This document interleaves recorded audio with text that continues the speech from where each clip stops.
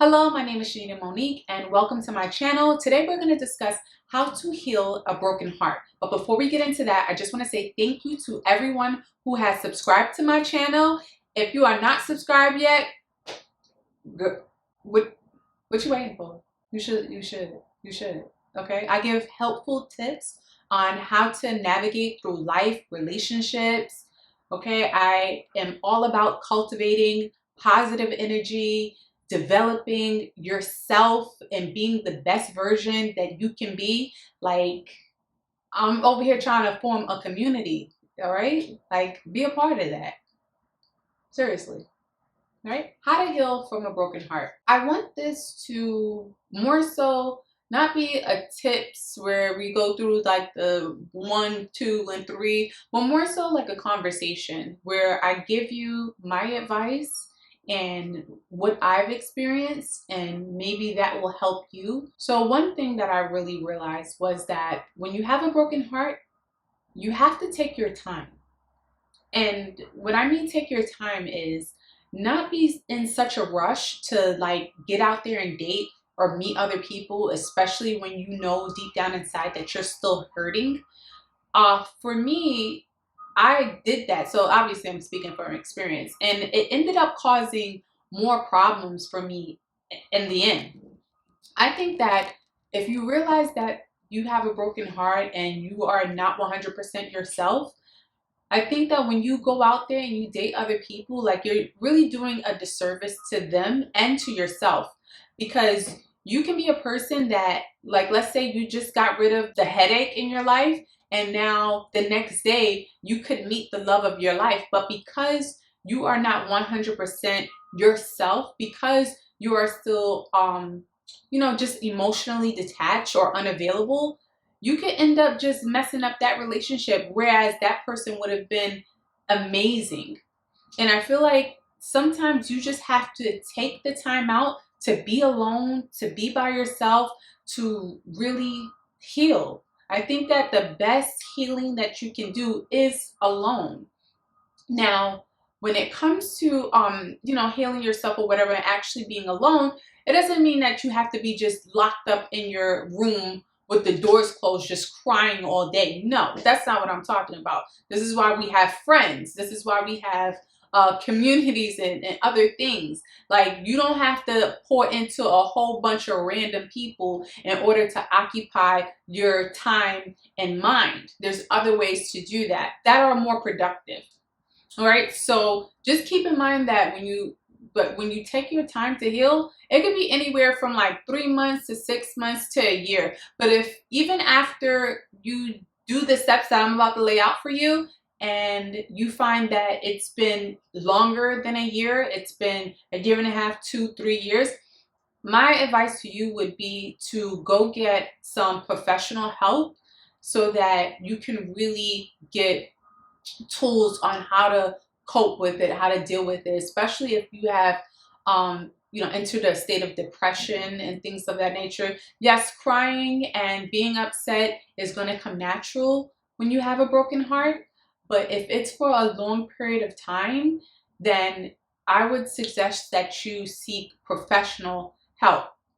That's just my advice, my suggestions. You know what I'm saying? Who am I? I'm just a chick on YouTube. But number 2, even I said I wasn't going to do steps, right? I said I wasn't going to do 1, 2, whatever. 2, block them out of your mind and your life. So blocking them out of your mind and your life just basically means that you don't mention their names, you don't follow them on social media, you don't answer calls, you don't call them. If you have to block the number because you aren't strong enough, block the number. Block the number, delete it, change your phone number if you got to.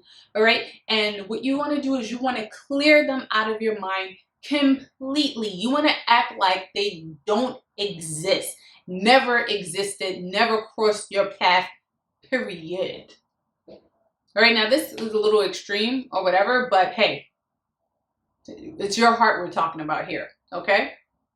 It's your heart that matters, not them. Sometimes we get caught up with replaying the emotions that were involved in the breakup or whatever led to the breakup, and you feel yourself getting upset all over again. So in order to end that cycle of constantly rehashing everything that took place, you just wipe it straight out of your mind. Tell your friends, don't speak their names. I don't want to hear nothing. Never want to be in a position where you ended a relationship with someone, right? But then they still kind of have access to you. They're still kind of touching in and out. They're still kind of stringing you along.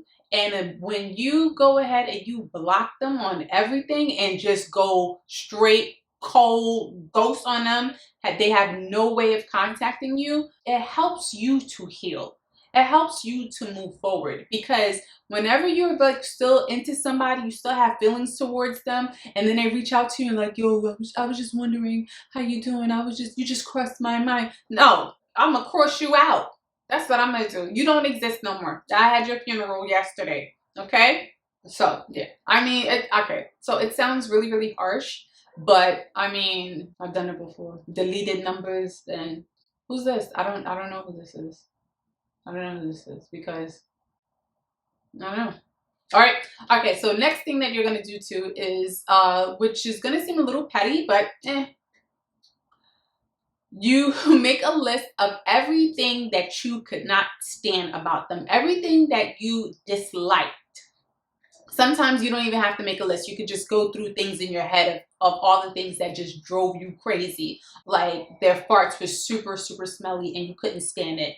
They never cleaned up the hair in the bathroom. I can't stand the way they breath smells in the morning.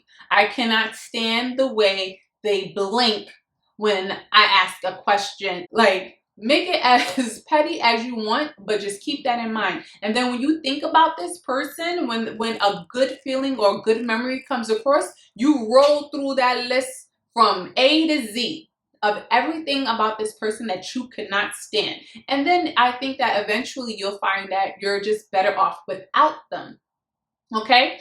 All right. So another thing that I'm going to suggest that you do is, I said before that you shouldn't really get involved with people when you have a broken heart. And that's only because you're using it to occupy your time and energy and mental space. So I'm going to say to you, get a hobby. When you get a hobby, the hobby is going to take up energy, it's going to take up mental space, especially if you get a hobby that requires mental energy or physical activity. Physical activity, I feel like, is really good. So if you want to do like some CrossFit, or maybe you want to take up a yoga class, or maybe you want to just really get in shape, these are all great, great things that's going to occupy your mind and take away some of that energy that is probably stored up. I would suggest that the hobby be something that is new to you, something that is that you've never done before and you've always thought about doing and just never actually got the time or the energy to do it. Whatever that is for you. If it takes up mental energy and physical energy, then it's a win-win, right? And then I want to kind of touch on if you have broken with a person and you still have, let's say, attachments, like you guys have kids together, and so you have to kind of be involved with each other, like touch and go or whatever, and you're still not emotionally over that person, or you're still brokenhearted. All right, so what I'm going to say to you is that what you have to do is you have to limit the amount of time that you see them, limit the amount of conversations that you have. If you have a mediator or a third party that you can, let's say, you drop your kids off at their house or whatever, like, and then you just get out of there. No visiting, no hanging out, no rehashing things or whatever. That will help you to heal. But also keep in mind that the more you see this person, the more connections you guys have. And I think sometimes people say that, like, they're like, oh no, well, we just decided to be friends. Keep in mind that those feelings are going to linger, and it's going to take even longer for you to get over your broken heart or disappointment. Keep that in mind, that as long as you have connections with this person, especially if you decide to be friends after your breakup, If you are the one that got dumped, you are going to continue to have those lingering feelings, right? And I feel like nothing is more worse than like seeing a person that you were in love with move on with someone else, and you're just sitting there like this.